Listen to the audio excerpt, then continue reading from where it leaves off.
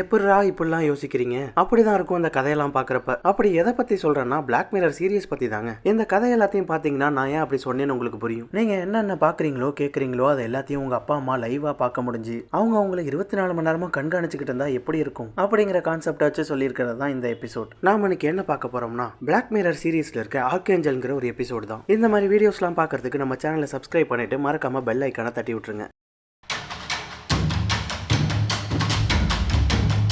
ஆரம்பத்தில் ஒரு ஹாஸ்பிட்டலோட ஆப்ரேஷன் தியேட்டரை காட்டுறாங்க. அங்க மேரிங்கிற ஒரு லேடிக்கு பிரசவம் பார்த்துட்டு இருக்காங்க. அவங்களால புஷ் பண்ணி சுகப்பிரசவம் பண்ண முடியாததால ஆப்ரேஷன் பண்ண ஆரம்பிக்கிறாங்க. கொஞ்ச நேரம் கழிச்சு ஆப்ரேஷன் முடிஞ்சு குழந்தைய வெளில எடுக்க அவங்களுக்கு பெண் குழந்தை பிறந்திருக்கு. ஆனா அந்த குழந்தைகிட்ட இருந்து எந்த ரெஸ்பான்ஸும் இல்ல. உடனே மேரி என் குழந்தைக்கு என்ன ஆச்சுன்னு பதற ஆரம்பிச்சிடுறாங்க. அவங்க கிட்ட ஒன்னும் இல்ல, பதறாதீங்கன்னு சொன்ன டாக்டர் குழந்தைய 2 தட்டு தட்டுறாரு. குழந்தை அழ ஆரம்பிச்சிடுது. குழந்தைய அவங்க கையில வாங்கினோன்னு தான் அவங்களுக்கு நிம்மதியே வருது. கட் பண்ணா சில வருஷங்கள் கழிச்சு காட்டுறாங்க. பாப்பாவுக்கு இப்ப 3 வயசு ஆகுது. பேரு சாரா. மேரிக்கு கணவர் கிடையாது. அதனால மேரி, அவங்களோட அப்பா, சாரா 3 பேரும் ஒன்னா இருக்காங்க. மேரி சாராவை டெய்லி பார்க்குக்கு அழைச்சிட்டு போவாங்க. அப்படி அன்னைக்கும் அழைச்சிட்டு வராங்க. பாப்பா பார்க்க பார்த்தாலும் துள்ளி குதிச்சு விளையாட ஆரம்பிச்சிடுது. சரின்னு மேரியும் பாப்பா விளையாடிட்டு முன்ன ஓரமா போய் உட்காந்துடுறாங்க. அப்ப மேரியோட ஃப்ரெண்ட் அவங்க குழந்தையோட அங்க வர 2 பேரும் பேசிட்டு இருக்காங்க. சரி சாராவை கூப்பிட்டு அவங்களுக்கு காட்டுவோம்னு சாராவை கூப்பிட அங்க சாராவை காணும். பார்க் முழுக்க தேடுறாங்க. அங்க பாப்பாவை எங்கேயும் காணும். வெளில வந்து சுத்தி முத்தி தேடுறாங்க. எங்க பார்த்தாலும் பாப்பாவை காணும். அதுல மேரி அழ ஆரம்பிச்சிடுறாங்க. அப்போ ஒருத்தர் இது உங்க குழந்தையான்னு பாப்பாவை கண்டுபிடிச்சு வந்து கொடுக்க அப்பதான் அம்மாவுக்கு உயிரே வருது. பாப்பா பார்க்ல ஓடிட்டு இருந்த பூனையை பிடிக்கிறேன்ட்டு போய் மிஸ் ஆயிருக்கு. கட் பண்ணா அடுத்த நாள் காலையில மேரி சாராவை அழைச்சிட்டு ஆர்கேஞ்சலுக்கு வராங்க.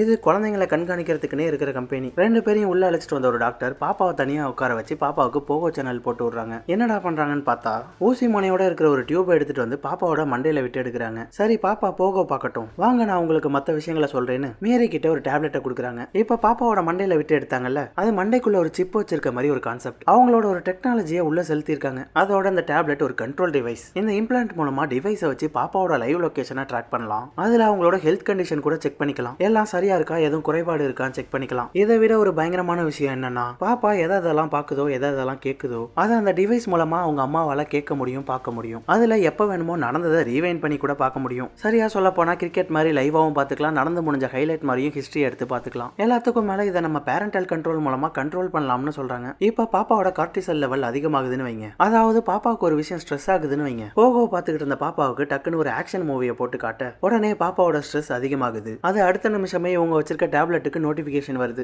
டாக்டர் அதுக்கு ஃபில்டர் போட்டு விடுறாங்க. அது போட்ட உடனே அப்படியே அந்த சீன் பாப்பாவோட கண்ணுக்கு பிளர்ரா தெரியுது. அவ்வளவுதான், வந்த வேலை முடிஞ்சது. ஆர்கேஞ்சலை வாங்கிட்டு கிளம்பிடுறாங்க. அடுத்த நாள் வழக்கம் போல பாப்பாவை அழைச்சிக்கிட்டு பார்க்குக்கு கிளம்புறாங்க. இவங்களோட பக்கத்து வீட்டு நாய் இவங்க போறப்பெல்லாம் எப்ப பார்த்தாலும் இவங்களை பார்த்து குலைச்சிக்கிட்டே இருக்கும். அதனால பாப்பாவுக்கு அந்த நாயை ஃபில்டர் போட்டுடுறாங்க. அது இப்ப பிளர் ஆயிடுது. சவுண்டு மட்டும் தான் லைட்டா கேக்குது. பார்க்கெல்லாம் போயிட்டு வந்தவங்க பாப்பாவை தாத்தா கூட விட்டுட்டு மேரி வேலைக்கு கிளம்பிடுறாங்க. மேரி போனதுக்கு அப்புறம் தாத்தாவும் பேத்தியும் டிராயிங் பண்ணிட்டு இருக்க திடீர்னு தாத்தாவுக்கு நெஞ்சு வலி வந்து கீழே விழுந்துடுறாரு. அது பாப்பாவோட கார்டிசல் லெவல் அதிகமாக்கிட்டதால தாத்தாவே பாப்பாவோட கண்ணுக்கு தெரிய மாட்டாரு. அதனால பாப்பா தாத்தாவுக்கு எந்த உதவியும் பண்ணாம அப்படியே நின்றுட்டு இருக்கு. பாப்பாவுக்கு ஸ்ட்ரெஸ் அதிகமானது. வேலையில இருக்கிற அவங்க அம்மாவுக்கு அலர்ட் வருது. என்னன்னு ஓபன் பண்ணி பாக்குறப்ப ஒரே பிளர்ரா இருக்கு. என்ன இதுன்னு ஃபில்டர் ஆஃப் பண்ணிட்டு பார்த்தா அது அவங்களோட அப்பா. அதுல பதறி போனவங்க வீட்டுக்கு ஓடோடி வந்துடுறாங்க. நர்ஸ் வர வச்சவங்க அப்பாவுக்கு என்னன்னு பார்த்து சரி பண்ணிடுறாங்க. அந்த சமயத்துல கூட தான் பொண்ணை கண்காணிச்சுக்கிட்டு தான் இருக்காங்க. பாப்பா போய் நைஸா பிஸ்கட் எடுத்து திங்க போனா ஒண்ணுதான் எடுத்து திங்கணும்னு இங்க இருந்தே குரல் கொடுக்குறாங்க. கட் பண்ணா சாரா பாப்பா இப்ப கொஞ்சம் பெரிய பொண்ணு ஆயிடுது. இப்ப சாராவோட தாத்தா இல்ல, இறந்துட்டாரு. அவங்களோட சமாதியில மேரி உட்கார்ந்து அழுதுகிட்டு இருக்க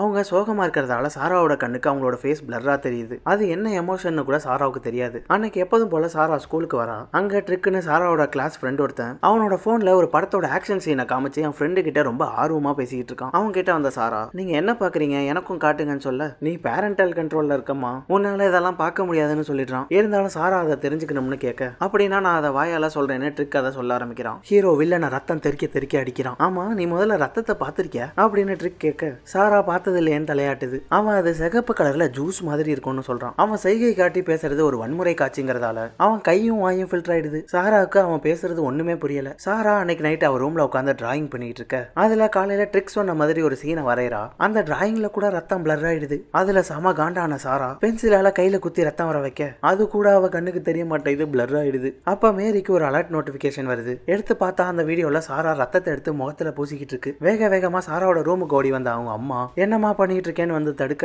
சாரா அவங்க அம்மா செவிலே ஒண்ணு விட்டுடுது. அடுத்த நாளே சாராவோ ஒரு சைக்காட்ரிஸ்ட் கிட்ட அழைச்சிட்டு வந்துடுறாங்க. அவரு 2 பேரும் சட்டையை பிடிச்சி அடிச்சுக்கிற மாதிரி ஸ்கெட்சை காட்டி அவங்க என்ன பண்றாங்கன்னு கேட்க சாரா அவங்க பேசிக்கிட்டு இருக்காங்கன்னு சொல்லுது. அடுத்து ஒரு எமோஷனை காட்டுறாரு. அது சாராவுக்கு என்னன்னே தெரியல. சாராவுக்கு கோவம்னா என்னன்னு கூட தெரியல. இதுக்கு என்னதான் பண்றதுன்னு கேட்க ஆர்கேஞ்சல் இம்ப்ளான்ட்டை வாழ்க்கை பூரா எடுக்க முடியாது. ஆனா பேரண்டல் கண்ட்ரோலை யூஸ் பண்ணாம இருக்கலாம், அதனால அதை முதல்ல தூக்கி ஓரமா போடுங்க, எல்லா பிரச்சனையும் முடிஞ்சிரும்னு சொல்றாரு. அவங்களும் டாக்டர் சொன்னதை யோசிச்சு பார்த்துட்டு பொண்ணோட நல்லதுக்காக சாராவோட ஃபில்டர் எல்லாம் ஆஃப் பண்ணி அந்த ஆர்கேஞ்சலை ஒரு ஸ்டோர் ரூம்ல போட்டு பூட்டி வச்சிடறாங்க. அதுல இருந்து சாராவை கண்காணிக்காம அவளை தனியா ஸ்கூலுக்கு அனுப்ப ஆரம்பிக்கிறாங்க. அப்படி அவ வழக்கம் போல ஸ்கூலுக்கு வர அங்க அவ ஃப்ரெண்ட் ட்ரிக் ஸ்கூல்ல சண்டை போட்டுட்டு வாயை உடைச்சிட்டு நிக்கிறான். அவனுக்கு வாங்கின அடியில வாயை வீங்கி போயிட்டு அன்னைக்குதான் சாராவுக்கு வீங்கி போன வாய் எப்படி இருக்கும்னே தெரியுது. என்ன என் வாயை எப்படி பாக்குறேன்னு கேட்க என் அம்மா இப்பதான் ஃபில்டர் ஆஃப் பண்ணாங்கன்னு சொல்றா. ஓ அப்படியா, அப்பவா உனக்கு நான் எல்லாத்தையும் காட்டுறேன்னு அவளுக்கு 18+ மூவி, வைலன்ஸ் மூவின்னு எல்லாத்தையும் போட்டு காட்டுறான். இப்படியே சாரா ஆர்கேஞ்சல் கண்ட்ரோல் இல்லாம அம்மாவோட முழு நேர கண்காணிப்பு இல்லாம இப்ப பெரிய பொண்ணா ஆயிடுறா. இவ கூட படிச்ச ட்ரிக் இருக்கான்ல, அவன் இப்போ ஒரு சூப்பர் மார்க்கெட்டுக்கு டெலிவரி வண்டி ஓட்டிட்டு இருக்கான். அவன் ஃப்ரெண்ட்ஸ் கூட அன்னைக்கு ஸ்கூல் வழியா போயிட்டு இருக்க அங்க சாராவையும் அவ ஃப்ரெண்ட் ரைலியையும் மீட் பண்றாங்க. ட்ரிக் நைட் நாங்க லேக்குக்கு போறோம், நீங்க வரீங்களான்னு கேட்க சாராவும் அவ ஃப்ரெண்டும் பார்க்கலாம்னு சொல்லிட்டு போயிடுறாங்க. ஸ்கூல் முடிச்சிட்டு வீட்டுக்கு வந்த சாரா அவங்க அம்மா கிட்ட ட்ரிக்கு கூட லேக்குக்கு போறதுக்காக அவளும் ரயிலையும் மெரிலோட வீட்டுக்கு போயிட்டு அப்படியே மற்ற ஃப்ரெண்ட்ஸ் எல்லாரும் சேர்ந்து நைட் ஷோ படத்துக்கு போறதா சொல்றான். சரின்னு அம்மாவும் போயிட்டு வா, எனக்கும் வெளில கொஞ்சம் வேலை இருக்குன்னு சொல்றாங்க. நைட் லேக்ல ட்ரிக்கு சாரா அவங்க ஃப்ரெண்ட்ஸ்னு எல்லாரும் மீட் பண்ணி பார்ட்டி பண்றாங்க. ட்ரிக் தானே சாராவுக்கு எல்லாத்தையும் சொல்லி கொடுத்தது,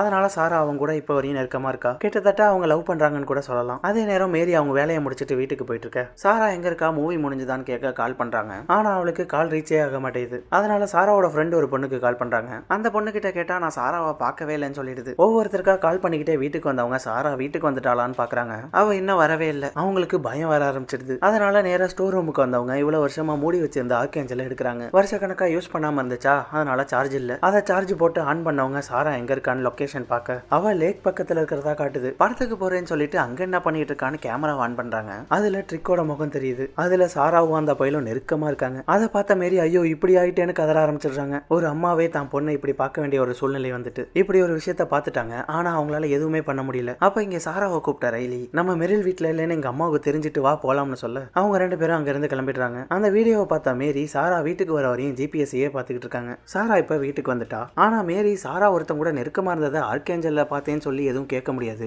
அதனால அவகிட்ட எதுவும் தெரியாத மாதிரி காமிச்சுக்கிறாங்க. ஆனா அதுல இருந்து சாராவை பழைய மாதிரி ஆர்கேஞ்சல்ல கண்காணிக்க ஆரம்பிச்சிடுறாங்க. அன்னைக்கு அவங்க ஆர்கேஞ்சல்ல சாராவோட ஹார்ட் பீட் ஹெவியா இருக்குன்னு அலர்ட் வருது. ஐயோ என்னாச்சுன்னு ஓபன் பண்ணி பார்த்தா சாரா ட்ரிக் கூட சேர்ந்து பலான போதை மருந்தெல்லாம் அடிச்சுக்கிட்டு இருக்கா. அதை பார்த்து அம்மா இன்னும் நொந்து போயிடுறாங்க. முதல்ல அவன் யாருன்னு பாப்போம்னு அவன் முகத்தை எடுத்தவங்க அதை ப்ரொஃபைல் கண்டுபிடிக்கிற ஒரு வெப்சைட்ல போடுறாங்க. அதுல அவன் பேரு, ஊரு, எங்க வேலை பார்க்கறான் எல்லா டீட்டெயிலும் வந்துடுது. உடனே கிளம்பி அவன் வேலை பார்க்குற கடைக்கு வந்தவங்க நேரா அவங்க கிட்ட வந்து ஒழுங்கா சாரா கூட பழகிறத நிறுத்திக்க, இல்லைன்னா போலீஸ் கிட்ட போக வேண்டியது இருக்கும்னு மிரட்டுறாங்க. அவ்வளவு நேரம் அவங்க யாருன்னே தெரியாம முழிச்சிட்டு இருந்த ட்ரிக் நீங்க எதை பத்தி பேசுறீங்கன்னே தெரியலன்னு சொல்ல மேரி ட்ரிக்கும் சாராவும் ஒன்னா இருந்த வீடியோவை காட்டுறாங்க. அவன் நீங்க இதை இன்னும் வச்சிருக்கீங்களான்னு அதை பார்த்து அரண்டு போயிடுறான். சாரா உன்னை பார்க்க வந்தா கூட நீ அவகிட்ட பேசக்கூடாதுன்னு சொல்லிட்டு போக அவன் இன்னும் பயத்திலே நிக்கிறான். அதுல இருந்து சாரா கால் பண்ணா எடுக்க மாட்டான், மெசேஜ் பண்ணா கூட ரிப்ளை பண்ண மாட்டான், மொத்தமா அவளை அவாய்ட் பண்ணிடுறான். அதுல சாராவுக்கு இவனுக்கு என்னாச்சு ஏதாச்சு ஒழுங்கா ரெஸ்பாண்டே பண்ண மாட்டான்னு மண்டை காஞ்சி போயிடுது. ஒரு நாள் நேரா கிளம்பி வந்தவ அவன் கிட்ட உனக்கு என்ன தாண்டா பிரச்சனை, ஏன் என் கூட ஒழுங்கா பேச மாட்டேன்னு கேட்க அவன் சாராவோட அம்மாவுக்கு பயந்துகிட்டு நம்ம 2 பேருக்கும் செட் ஆகாது, எனக்கு உன் மேல இன்ட்ரெஸ்ட் இல்ல வேணாம்னு சொல்லிடுறான். அதுல சாரா பயங்கர கோவமாகி அங்கிருந்து கிளம்பிடுறா. அதை கூட மேரி லைவா பாத்துக்கிட்டு தான் இருக்காங்க. சாரா நேரா வீட்டுக்கு போகாம அவ சோகத்துல நடந்தே போயிட்டு இருக்க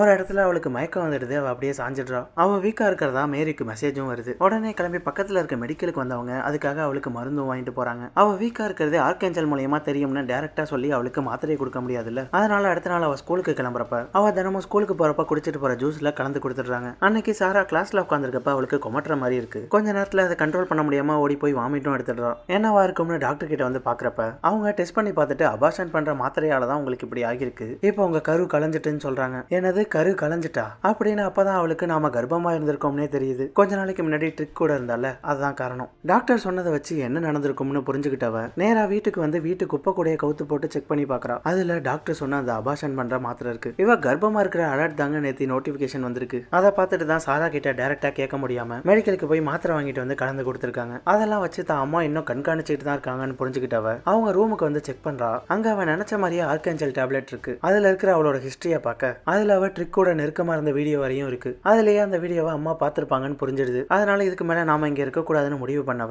எல்லாத்தையும் பேக் பண்ணிட்டு அங்க இருந்து கிளம்ப பாக்குறா. அப்ப சரியா மேரி வேலையை முடிச்சிட்டு வீட்டுக்கு வராங்க. அங்க ஆர்கேஞ்சல் டேப்லெட் அவங்க பெட்ல கிடக்கு. எடுத்து பார்த்தா அதுல அவங்க தான் தெரியுறாங்க. அப்படியே மெதுவா திரும்பி பார்க்க சாரா தான் அவங்கள பாத்துக்கிட்டு இருந்திருக்கா. இவ்வளவு நாள் என்ன கண்காணிச்சுக்கிட்டு தான் இருந்திருக்கீங்களா அப்படின்னு அவங்க அம்மா கிட்ட இருந்து ஆர்கேஞ்சல புடுங்குறா. அது எதையோ அழுத்தினதுல ஹேங் ஆயிடுது. மேரி சாராவை தடுக்க சாரா அந்த ஆர்கேஞ்சலை வச்சு அவங்கள கொடூரமா போட்டு அடிக்க ஆரம்பிச்சிடுறா. அது ஹேங் ஆனதுல ஃபில்டர் ஆன் ஆகி சாராவுக்கு மேரியோட முகம் பிளர்ரா தெரியுது. அடிச்சுக்கிட்டு இருக்கும்போது திடீர்னு ஃபில்டர் ஆஃப் ஆக அப்பதான் அவ தான் அம்மாவை அடிச்சு மூஞ்ச குழப்பி இருக்கும்னு ரியலைஸ் பண்றான். சாரா உடனே பேக்லாம் எடுத்துக்கிட்டு கிளம்ப மேரி கொஞ்ச நேரம் கழிச்சு மயக்கம் தெளிஞ்சு எந்திரிக்கிறாங்க. அடிச்ச அடியில ஆர்கேஞ்சலே தெரிச்சு கிடக்கு. அதனால சாராவோட சாராவை ட்ராக் பண்ண முடியாம வெளில வந்து தேட அங்க அவளை ஆளே காணும். மேரி 3 வயசுல சாரா காணா போனப்ப எப்படி கதறினாங்களோ இப்ப அதே மாதிரி ரோட்ல நின்று அழுதுகிட்டு இருக்காங்க. இவங்க இப்படி கதறிட்டு இருக்க அதே சமயம் சாரா ஊருக்கு வெளில வந்து ஒரு லாரி பிடிச்சி அந்த ஊரை விட்டே போயிடுறா. இதோட இந்த கதை முடியுது. இதுல டெக்னாலஜி ரொம்ப அட்வான்ஸா இருக்குன்னு அதை குறை சொல்றதா, அதை வச்சு தான் பொண்ணை ஓவரா கண்காணிச்ச மேரிய தப்பு சொல்றதா, இல்ல தன்னோட சுதந்திரத்தை மோசமா பயன்படுத்திக்கிட்ட சாராவா சொல்றதா, நீங்களே சொல்லுங்க. இதுல உங்களோட கருத்து என்ன? இந்த கதை எப்படி இருந்துச்சுன்னு கமெண்ட்ஸ்ல சொல்லுங்க. வீடியோ பிடிச்சிருந்தா லைக் பண்ணுங்க. சேனலுக்கு புதுசா இருந்தா சப்ஸ்கிரைப் பண்ணிட்டு பக்கத்துல இருக்கிற பெல் ஐக்கான தட்டி விட்டுருங்க. அப்படியே அந்த பெல் பட்டன்ல ஆல் நோட்டிபிகேஷனை கிளிக் பண்ணிக்கோங்க.